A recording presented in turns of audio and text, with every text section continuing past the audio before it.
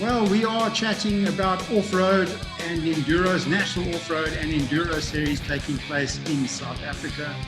We started off the year with a double header. We had a 2-day event going on in Lesotho. The first day we ran with the off-road national bikes, and then the next day we ran with the enduro national bikes, which I think was a great idea. Joining me on a Zoom call, I've got a couple of nice guests today. I've got Vic Maharaj from MSA, that is Motorsport South Africa. I've got Adrian Back from Yamaha in South Africa. And I've got Ian Pepper, who's the chairman of the commission for the off-road racing. I'm going to start off with Ian Pepper. Ian, the double header worked pretty well at the beginning of the year, so that some of the riders could take part in both events. Dave, yeah, I think it was a great event, and Sharon and them in Lesotho put on an awesome event for us. Having the cross riding for that super series is what we were trying to get done, and get as many guys to try and cross ride between enduro and off-road. So yeah, it was very good. We had a couple of guys cross riding, but it was more of an enduro than it was an off-road on the first day. I mean, you laughed at me trying to get up the mountain. I fell off at the top like an idiot after you interviewed me, but it was, I tell you what, it was a great event. I'd go back tomorrow. And going forward, I don't know if we do go national racing. I think the only way we're going to get through our programs is to maybe run double headers. Well, that's why I'm going to bring in Adrian Back, who's kind of representing the enduro guys, because Adrian is one of those rock hoppers who likes to go out there and climb rocks all day long. Adrian, from your point of view, and of course, welcome to the meeting, the enduros, the 2-day event also offers the opportunity for riders to ride both days. And of course, it does help with the entries. Yeah, thanks, Dave. Yes, of course, all of those things you mentioned are strong positives. You know, the disciplines between the off-road discipline and the enduro discipline have, over the years, parted somewhat. With enduro becoming more technical and more extreme, and off-road becoming more faster type racing. And yeah, the big thing was going into this year when we collaborated with the Off-Road Commission was very much along the lines of trying to get the cross-riding benefit come through. Lesotho, of course, is an ideal venue for that. And as Ian mentioned, his off-road felt more like an enduro. As it turned out in Lesotho at that opening round, a huge amount of rain on the night between the two events resulted in the enduro track having to be shortened and changed somewhat to go onto the off-road time trial. So we had a bit of a reversal of fortunes in both disciplines, but nonetheless, it was a fantastic event. Going forward, yes, obviously we have, you know, this lockdown situation has changed the motorsport calendar quite significantly. And the calendar, even with a full year available to us, is an extremely complex and difficult thing to put together, as Vic will attest to. But we've obviously got half a year left to try and squeeze everything in. It's always been a strong discipline from a setting of a calendar point of view, not to try and create overlapping of disciplines. Whether that be motocross events or off-road events, enduro events, and then of course taking the regional events into account as well, which also we try not to overlap with. And then of course there's also the international events that a lot of the South African enduro guys like to participate in, that we need to factor in. Yeah, with the time constraints going forward now for the balance of the year, we're under a lot of pressure to try and fit everything in, and unfortunately, it looks like we might have to forego some of those disciplines that we've adopted in the past. But it does create a very strong opportunity for us to host a collaborative event over 2 days, and obviously the cross-riding opportunity presents itself as well. And yeah, that also assists with the entries as well.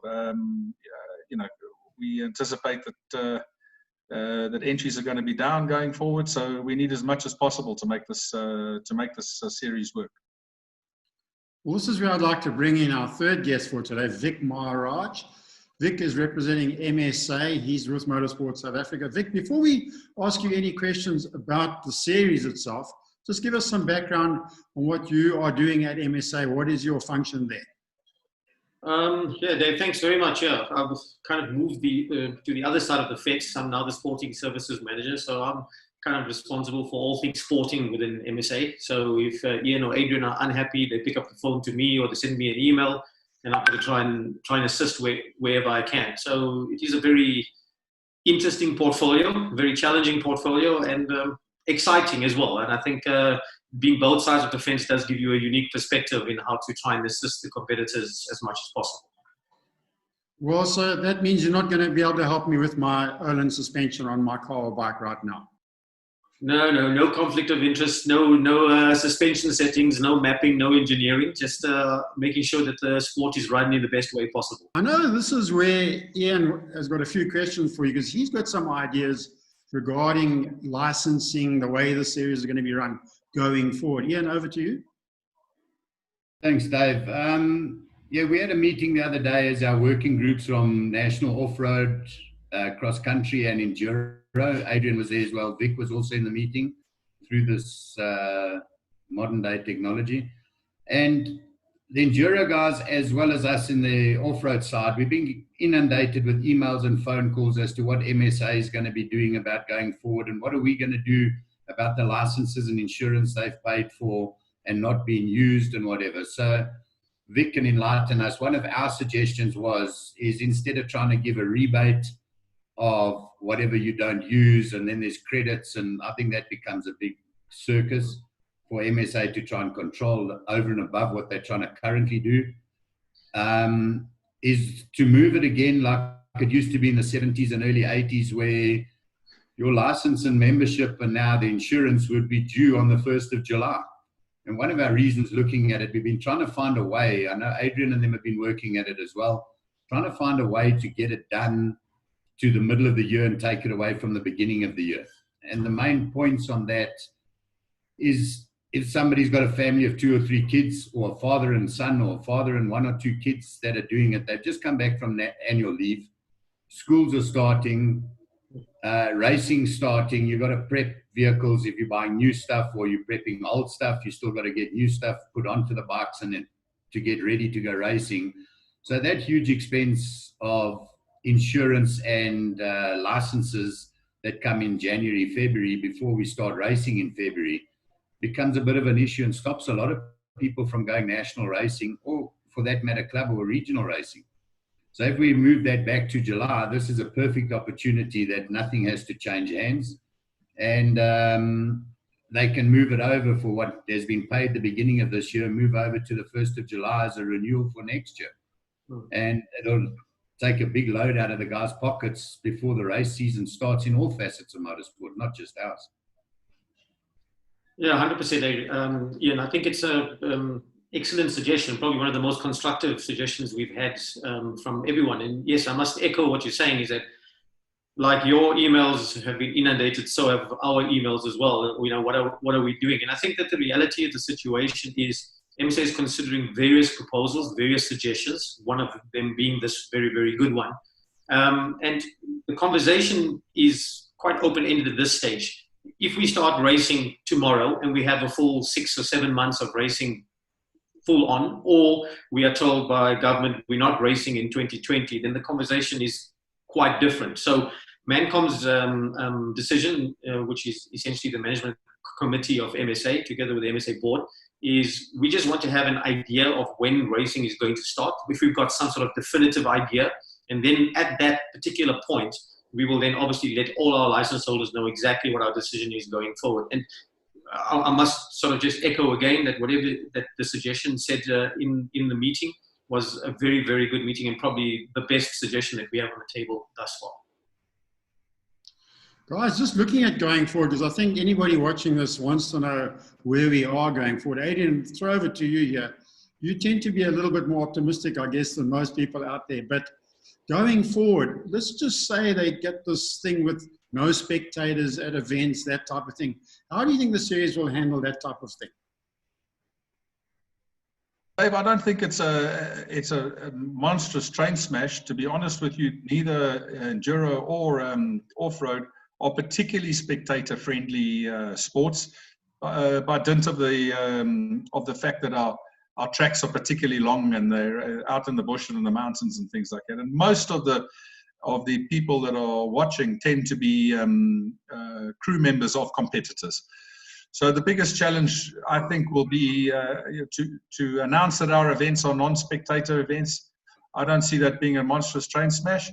I do see, however, that we will have to potentially re-engineer the pit layout so that we can accommodate social distancing if that's required. But short of that, I think we can race. And on top of it, the competitors are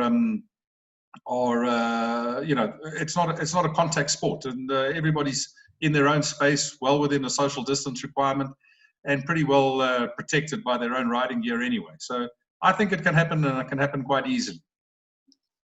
Vic, I know this is a difficult one for you because speaking about stuff we have no control over at the moment. And I do know that MSA will be talking to people like SASCOT, government people, to get our sport back on the road, should we say. But would there be any kind of dispensation, if you think about what Adrian just said, would we get any kind of dispensation? Because we're out there in the middle of the bush riding motorbikes. It's not, as they say, a close contact sport. Well, I think the reality is motorsport is a non-contact sport as far as we're concerned. We run over big geographical areas. Social distancing, in our opinion, is not really an issue. But I think the important thing to kind of emphasize is that MSA is engaging daily with people in good states of knowledge in terms of trying to get motorsport back on track. If we could do it, we will be racing tomorrow. So that is kind of where we'd like to emphasize from us what we're trying to do. But we need to do it in a safe and responsible manner. Make sure that we mitigate any risk in terms of trying to get or exposing our community to the virus. I think it's quite also important that when we do start racing, that everyone needs to abide by whatever regulations are put in place.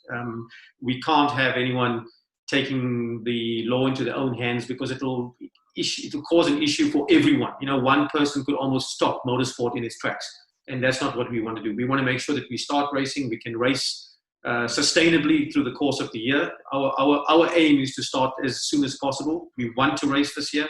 Our ideas are manifold. We have discussed it where we thought of double headers. I think you mentioned it earlier. It makes a lot of sense. Alternatively, we run longer, maybe run into November, December, January, create a slightly longer 2020 season, and only declare the champions after that. And even if it runs into January, I think it is doable. It is possible.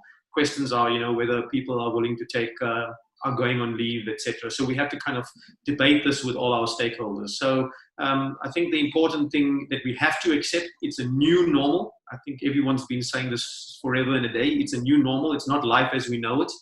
Masks have to be worn, PPEs, social distancing, all these sort of things. And people just got to understand that they have to abide by whatever regulations that MSA does set, which we are busy formulating right now. Well, that's a great response from you. And just to throw over to Ian Pepper. Ian, you obviously want to go racing, but you've got thoughts on that as well. Another big thought I would say that you've got to really think about, how are we going to get more involvement from the manufacturers to buy into this as well? But things like sponsoring TV, which obviously is close to my heart, that type of thing. How are we going to get them more involved in our sport of off-road racing and enduros? Well, Dave, as what Adrian and Vic have said, is spectators aren't a big issue as going to like a circuit race or karting event or motocross event for us, because we're out on 50K loops or whatever. Generally, it's family, friends, and sponsors that become our majority of our, and the team managers and the teams or whatever, that become our spectators out there. So on that side, social distancing and spectator-wise, if there's no spectators allowed, yes, I think we can go ahead basically tomorrow. Our biggest thing that we've got going for us, I think, and Vic and them have been looking at it, we've been sending them the links, is America's gone GNCC racing, which is basically our off-road racing as we know it. NASCAR's gone with nothing in the stadiums. It's a bit of a thing, but you've got the live TV coverage and stuff that you're talking about. Obviously, TV coverage here is not live. You do it for us and do a good edited version of it. And as far as getting the manufacturers involved, Yamaha have come on board with both disciplines, with off-road and enduro, and they've contributed to the kitty to help market and do stuff. From my side, I'm in a bit of a predicament as a title sponsor for one of the major manufacturers in Husqvarna, and part of the deal with heading up a commission or whatever, you cannot sponsor an individual team, you can do a series. So what we've tried to do this year is with Husqvarna, I'm still till the end of the year with them, but I've put money on the table where I've done the deal, you know, with yourself for National Off-Road to televise, to put a program together for all 4 rounds of our nationals this year. Unfortunately, our second one never happened, so this is why we're getting involved in this. And we'll tell them later when we finish this sort of info panel that what we're going to try and do going forward. My wife's just joining us here. It's the new normal.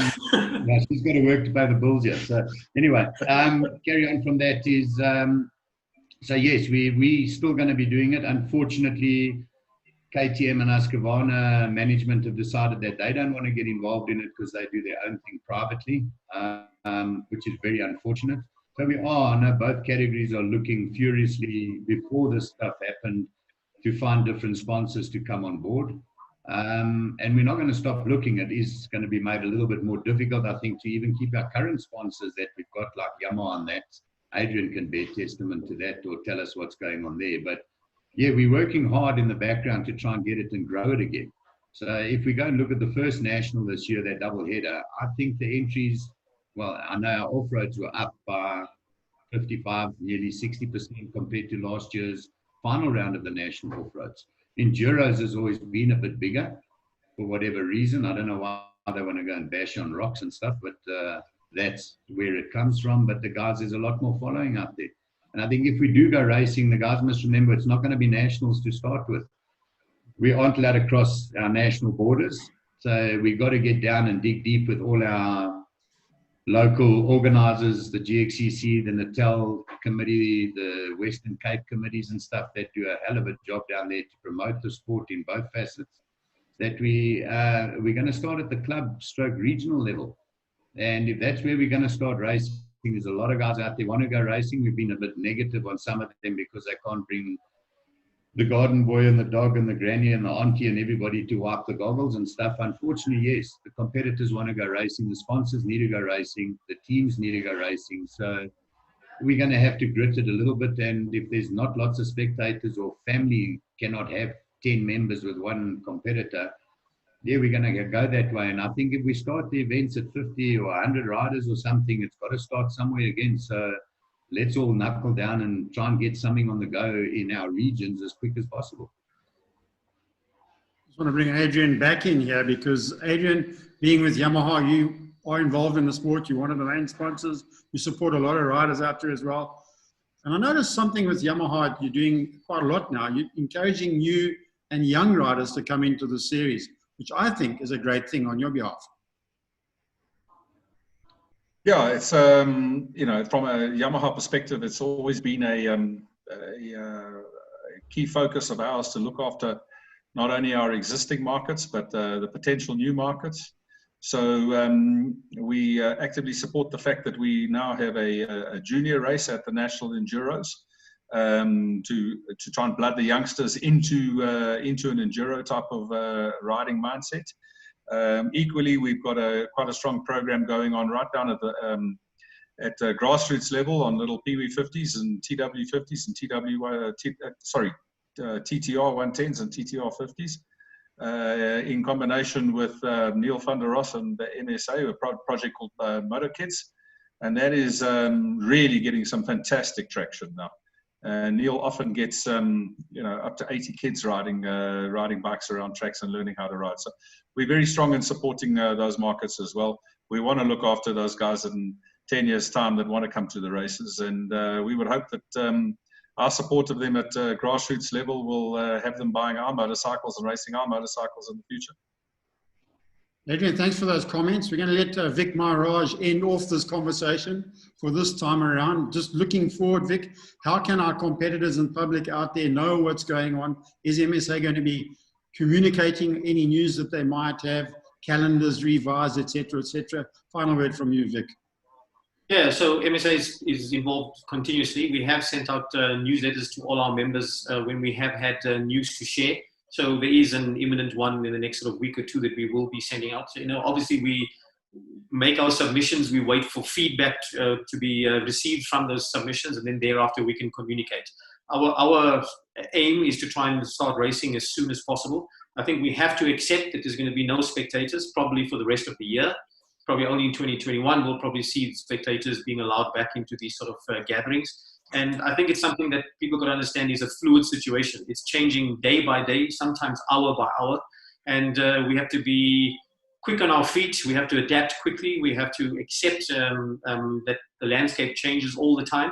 And that MSA is committed to doing anything that we can to get motorsport revived, running, and hopefully into the future flourishing in a better way. And we want to believe that this new normal allows us a chance to reset, press the reset button, try and do things better.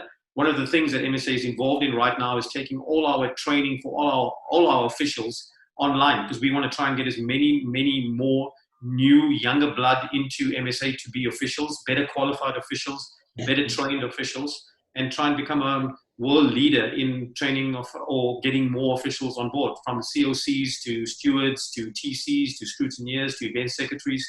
So we haven't been sitting doing nothing during this lockdown. We've been using it very, very well, I must say. Vic, thanks for those comments. Thanks for joining us, taking time out. I know you've got another meeting scheduled in a few minutes' time. Guys, thanks for this very much. And we look forward to some feedback from our competitors and everybody out there. Ian, thanks for you joining us. Adrian as well, and we'll chat to you very shortly. Thank you. Maybe just got to mention there, Dave, that we're going to try and do this on a weekly basis with you. And the next show, once this has been out, we'll get it going with a couple of teams of riders, sponsors, private sponsors, and we're going to try and couple it together both with Enduro and off-road, and we'll get the budget together to sort it out and keep it going until we can go racing. Adrian, just a final comment from you. We're running out of time here, so great to have you on board and great to see Yamaha involved in the sport where they so actively market.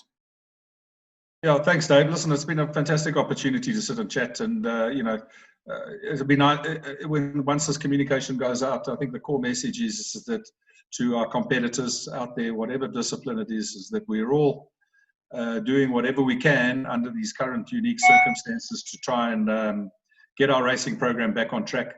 And Vic has assured us that those guys are working around the clock, lobbying for the benefits or lobbying for our sports. And hopefully those benefits come through from that. Thanks very much, guys. Well, that is the word then from all of our committee members here, the people who are involved in running the sport. And we look forward to another meeting just in a few weeks' time. Maybe, as we said, we're going to go one at a time and see how it goes. So great to chat to you all out there. Look forward to our next broadcast. Bye-bye.